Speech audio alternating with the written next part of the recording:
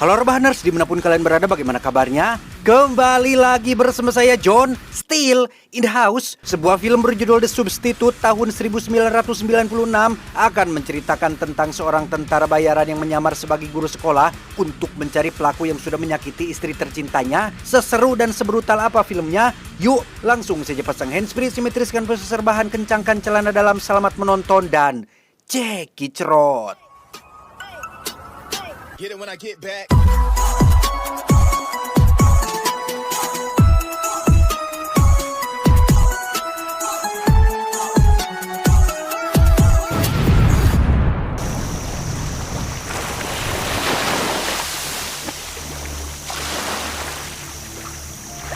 Cerita diawali dengan memperlihatkan kru tentara bayaran yang baru selesai menjalankan misi rahasia dipimpin oleh seorang kapten bernama Jonathan Sell. Mereka harus kehilangan 3 anggota terbaiknya yang tewas dalam misi tersebut. Tak hanya kehilangan 3 anggota terbaiknya, Jonathan dan tim juga harus siap-siap jadi pengangguran karena dari berita yang tadi disiarkan, pemerintah Amerika Serikat seolah lepas tangan dan berencana akan segera membubarkan tim ini. Something will come along. Just wait.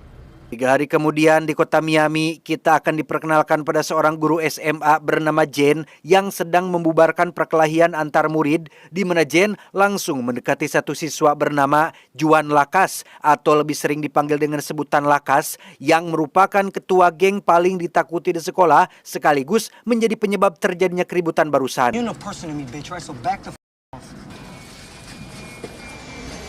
Karena Lakas memaki dan mengancamnya, Jen pun langsung menemui bapak kepala sekolah untuk melaporkan kejadian barusan, di mana beliau seolah melindungi sosok Lakas dan tak sedikit pun memberikan pembelaan terhadap guru yang dilecehkan. Saat akan pulang, Jen lagi-lagi mendapat perlakuan tidak menyenangkan dari Lakas dan anak buahnya yang kebetulan sedang nongkrong di parkiran. Bahkan lubang kunci mobil pintu Jen pun ditutup lem yang membuatnya kesulitan untuk masuk.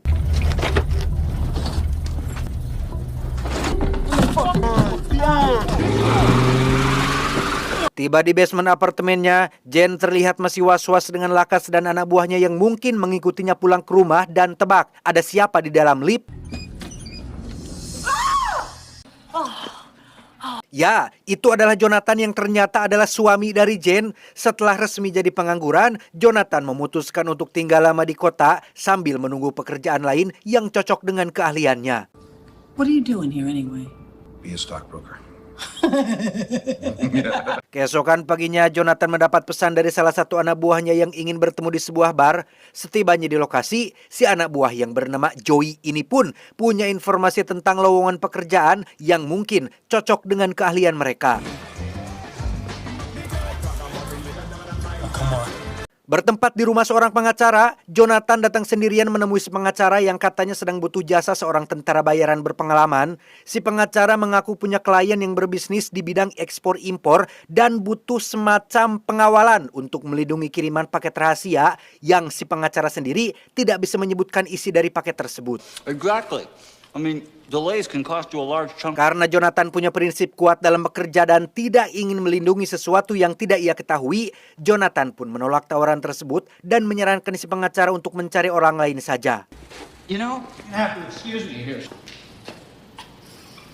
Mendengar Jonathan menolak pekerjaan ini, Joey si anak buah pun sempat komplain karena beras dan listrik di rumahnya hampir habis. Namun Jonathan berhasil meyakinkan Joey bahwa keahlian yang mereka miliki bukan untuk dipergunakan dalam pekerjaan yang tidak jelas, karena bisa saja paket yang mereka lindungi adalah paket berisi barang terlarang yang menjurus pada kemudorotan. Di saat yang sama, Jen terlihat sedang jogging di pinggir pantai sembari menunggu Jonathan yang pulang dari ketemuan, di mana Jen lagi-lagi mengalami tindakan tidak menyenangkan, yaitu disinilah Jen sekarang dirawat di rumah sakit dengan kedua lututnya yang mengalami cedera parah. Entah siapa orang yang sudah menyerangnya, Jen ada kepikiran tentang kelompok gangster di sekolahnya yang mungkin ada keterlibatan dalam kejadian ini, tapi itu hanya sekedar asumsi saja. Oh, I don't want to get into it. Hey! Karena Jane punya tanggung jawab di sekolah, ia pun meminta tolong Jonathan untuk menghubungi seorang guru pengganti. Namun setelah melihat kondisi istrinya yang tidak berdaya, Jonathan pun memutuskan untuk menyamar sebagai guru pengganti itu untuk mencari tahu siapa orang yang sudah menyakiti istri tercintanya. I mean good ones. Yeah, whatever. Dengan berpenampilan rapi layaknya PNS, Jonathan pun menyamar sebagai seorang guru yang akan menggantikan Jane istrinya. Di hadapan bapak kepala sekolah, Jonathan mengaku tidak mengenal Jane dan hanya ditugaskan sebagai guru pengganti sementara.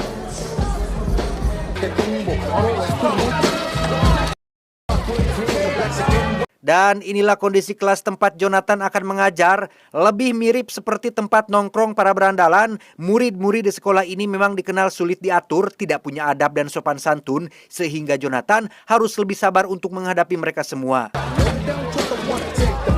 Good morning, class.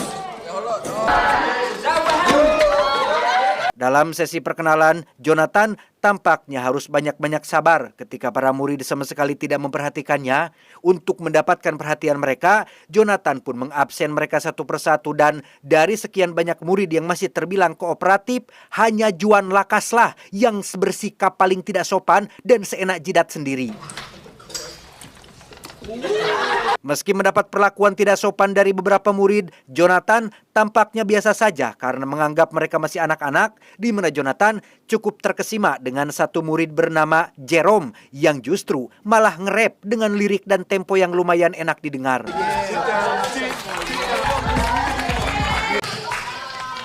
Masuk jam istirahat, Jonathan pun mulai mendekati beberapa guru untuk mencari tahu tentang kelompok gangster paling berkuasa di sekolah ini, di mana salah satu guru menjelaskan bahwa geng paling ditakuti di tempat ini adalah bernama KOD, singkatan dari King of Destruction alias Raja Kerusakan, yang mana ketuanya sendiri berada di dalam kelas yang sedang Jonathan ajar saat ini, yaitu sosok Juan Lakas yang selalu bersikap songong dan sangat polontong.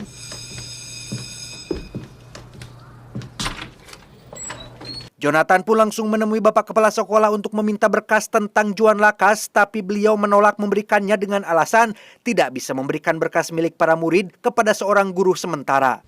No problem at all. Thanks for your time. Pulang dari sekolah, Jonathan langsung menemui anggota timnya untuk minta sedikit bantuan memasang kamera pengintai di semua sudut sekolah.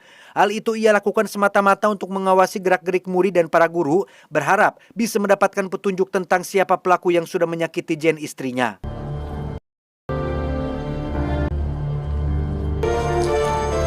Keesokan paginya, tepat saat anggota tim sedang memasang kamera tersembunyi, Jonathan pun masuk ke kelas dengan raut wajah yang berbeda dari sebelumnya. Kali ini, ia tampak lebih galak dan sangar. Bahkan ketika ada satu murid yang bermaksud melemparnya, inilah yang Jonathan lakukan.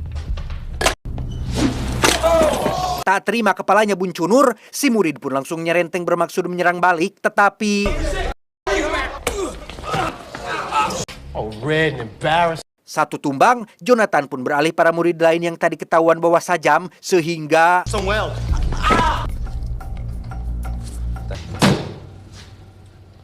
Selesai menghajar dua murid paling bandel, Jonathan pun kembali ke depan dan mengancam akan bertindak lebih brutal. Andai kata ada yang berani macam-macam, sontak hal itu membuat semua murid menjadi kicep dan kena mental karena sebelumnya belum pernah ada guru yang punya nyali sebesar beliau. You with me, and you will suffer my wrath.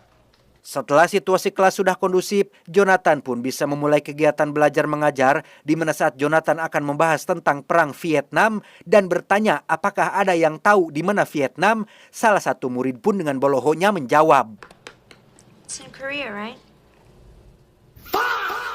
Di saat yang sama, kepala sekolah baru mengetahui tentang dua murid yang mendapat perawatan gara-gara ulah si Jonathan, sehingga ia langsung pergi ke kelas tempat Jonathan mengajar, tetapi...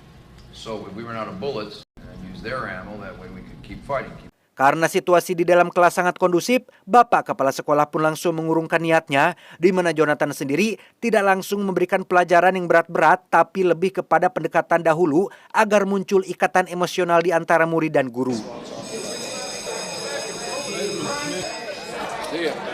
Saat bel berbunyi dan semua murid sudah pulang, Jonathan pun membuka kopernya yang ternyata isinya berisi monitor pengawas kamera tersembunyi.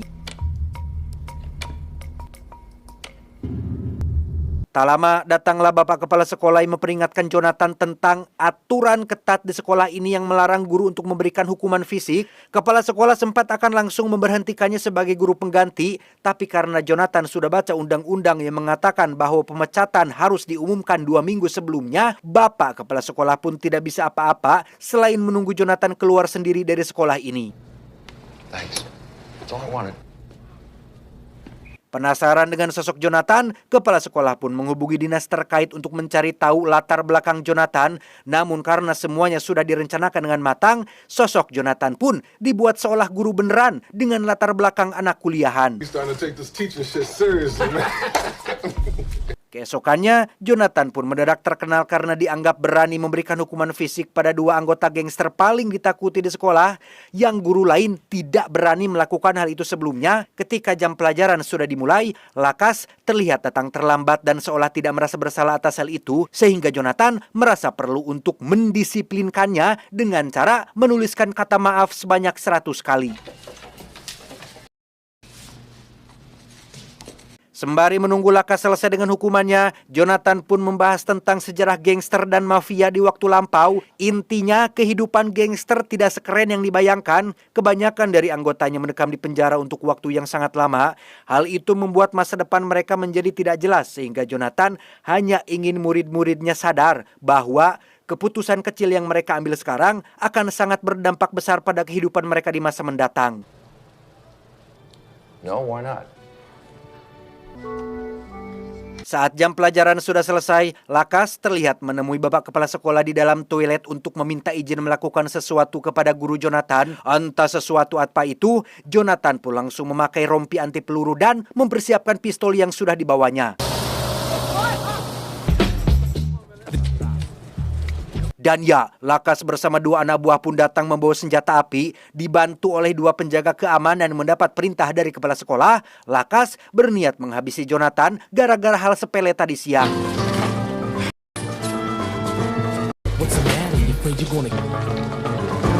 Berlokasi di perpustakaan, Jonathan langsung bersembunyi di dekat pintu masuk dan...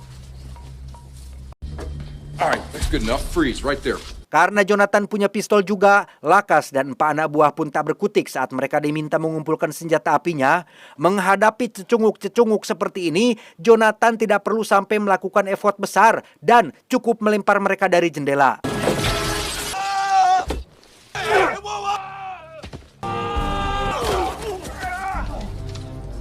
Gagal menghabisi Jonathan, Lakas pun kembali fokus pada pekerjaannya yang ternyata punya keterlibatan langsung pada peredaran narkoba di kota ini. Tanpa Lakas sadari, anak buah Jonathan diam-diam mengawasinya dari kejauhan dan berhasil mendapatkan lokasi tempat diadakannya pertemuan. Berlokasi di dekat dermaga, Jonathan terlihat baru datang tepat saat 2 preman sedang akan melakukan transaksi ilegal. Salah satu preman itu adalah pria yang sudah memukul Jen sampai cedera, sehingga sudah jelas bahwa Lakas adalah dalang di balik itu semua.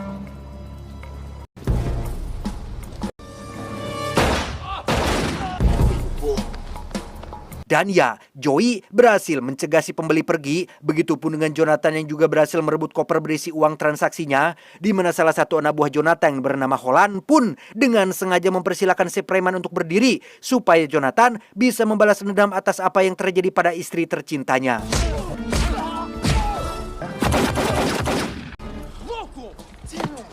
Keesokannya, kepala sekolah ditelepon oleh bos gembong narkoba perihal transaksi semalam yang katanya gagal total. Bahkan barang dan uangnya hilang entah kemana. Kesal, kepala sekolah pun menemui Lakas yang bertugas sebagai penanggung jawab lapangan yang juga mengaku tidak tahu siapa orang yang sudah menggagalkan transaksinya.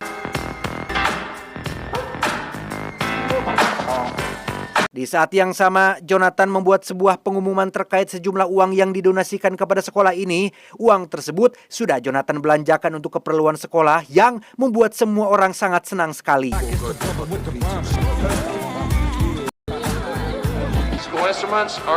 Karena tindakan Jonathan terlalu terang-terangan, kepala sekolah pun jadi tahu jika orang yang sudah menggagalkan transaksi semalam adalah Jonathan, termasuk menggunakan uang tersebut untuk membeli keperluan sekolah. Singkat cerita, malam pun tiba. Jen terlihat sudah pulang ke rumah tapi kakinya masih belum pulih total.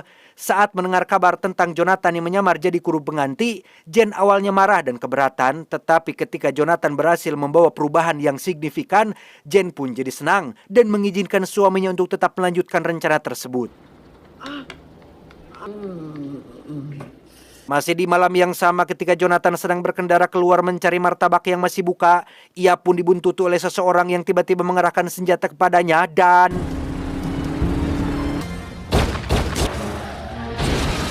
Setelah Jonathan dianggap tewas dalam insiden tersebut, kini nasib sial menimpa salah satu guru yang kebetulan pulang terlambat bersama satu siswi yang baru selesai mengejarkan tugas. Mereka berdua harus terjebak di dalam sekolah setelah penjaga mengunci pintu lebih awal sehingga tak ada jalan lain. Si guru pun akan keluar melalui pintu lain yang berada di ruang bawah tanah sekolah. Dan ya, secara tak sengaja, si guru dan si siswi melihat kegiatan ilegal yang dilakukan oleh Bapak Kepala Sekolah dan Juan Lakas. Barang-barang terlarang itu selama ini disimpan di lubang bawah tanah sebelum kemudian nanti dijual kepada para pembeli. Karena pergerakan si guru ketahuan, Lakas CS pun langsung melakukan pengejaran, di mana si guru berhasil menyembunyikan muridnya di tempat yang aman, sementara ia sendiri harus bernasib mengenaskan seperti ini.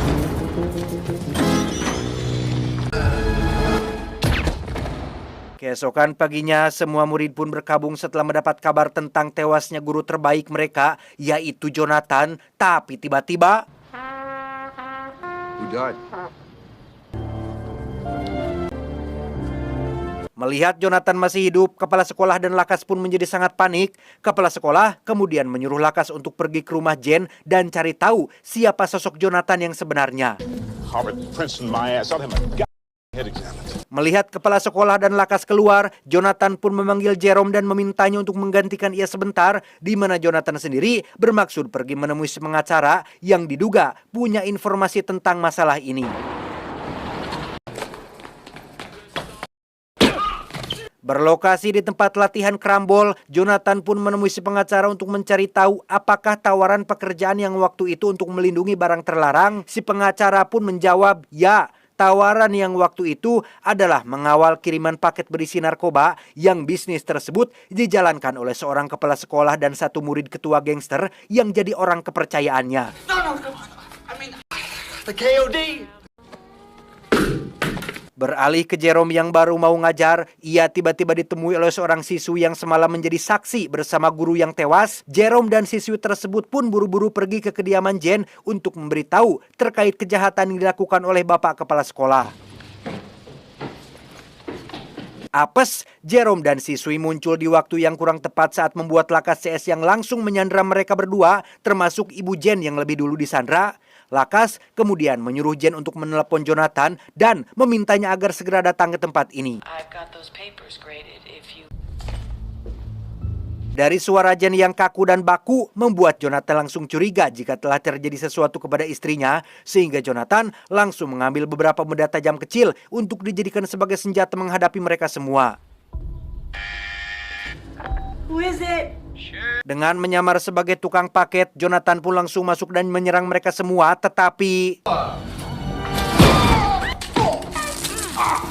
Jonathan akhirnya tak berdaya setelah Lakas menjatuhkannya dengan alat setrum. Lakas buru-buru menghubungi bos gembong narkoba untuk melaporkan bahwa orang yang sudah mengganggu bisnis mereka adalah seorang tentara bayaran profesional. I don't care who he is. When we hang up, kill him. Setelah mendapat perintah untuk mengeksekusi Jonathan, Lakas pun langsung bersiap dengan senjata apinya, tetapi gangguan lagi-lagi datang yang kali ini muncul dari ibu kos yang mendengar suara ribut-ribut, sehingga hal itu dengan cepat dimanfaatkan oleh Jonathan untuk melakukan perlawanan sehingga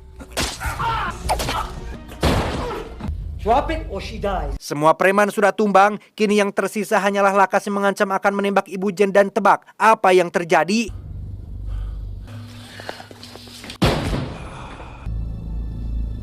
Ya, Lakas akhirnya maut di tangan Jerome yang merupakan teman sekelasnya sendiri.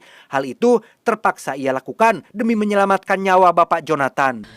Riley was bringing in dope on buses and storing it in the boiler. Sadar ini belum berakhir, Jonathan pun memanggil kelima anak buahnya untuk datang ke sekolah dan bersiap untuk berperang. Sementara jasad Lakas, ia kirim ke tempat Bapak Kepsek dan bos gembong narkoba untuk memancing mereka datang ke sekolah.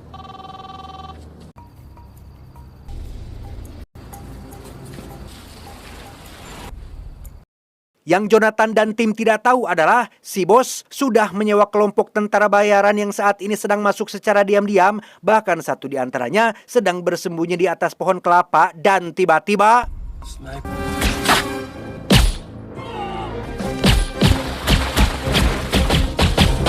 alhasil terjadilah baku tembak menegangkan di gedung sekolah di mana Jonathan yang hanya berlima harus menghadapi puluhan tentara yang satu profesi dengan mereka sehingga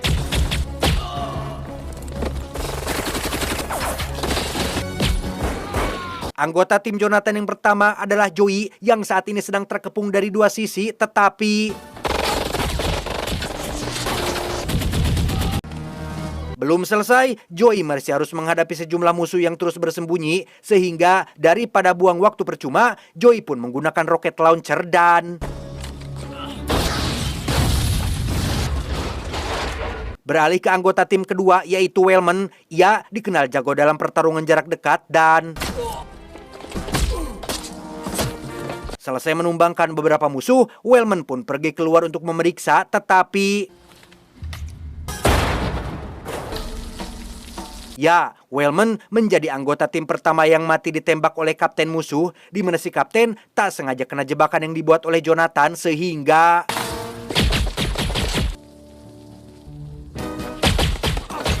beralih ke Samsul, sang sniper yang juga sedang tidak berdaya, berlokasi di atap gedung sekolah. Ia terpaksa mengeluarkan sebuah granat dan nekat mengorbankan dirinya seperti ini.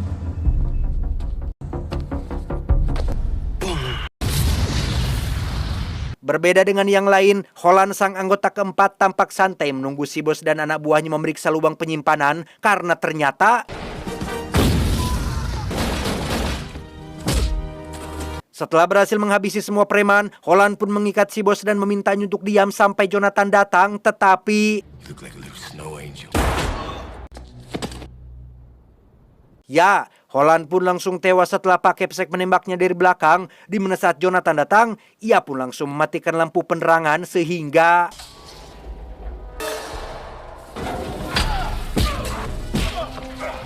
terjadilah pertarungan tangan kosong antara Jonathan dan Pak Kepsek, di mana si bos sempat menembaknya dari belakang sampai akhirnya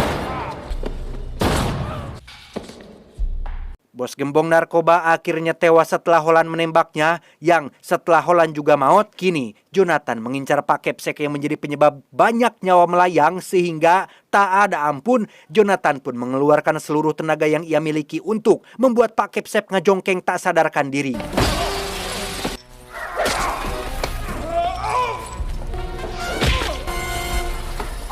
Setelah semuanya selesai, Jonathan pun menemui Joey yang masih hidup. Dengan kematian 3 anak buah terbaiknya, kini Jonathan mungkin akan benar-benar pensiun dan memulai bisnis baru, yaitu jualan bandros. Tamat, ending yang cukup menjonathankan. Pesan yang bisa kita ambil dari film ini adalah jangan jadi gangster. Itu. Saya John mewakili jajaran direksi yang bertugas mengucapkan terima kasih dan sampai jumpa di video selanjutnya. Adios, bulu hidung anak Thanos.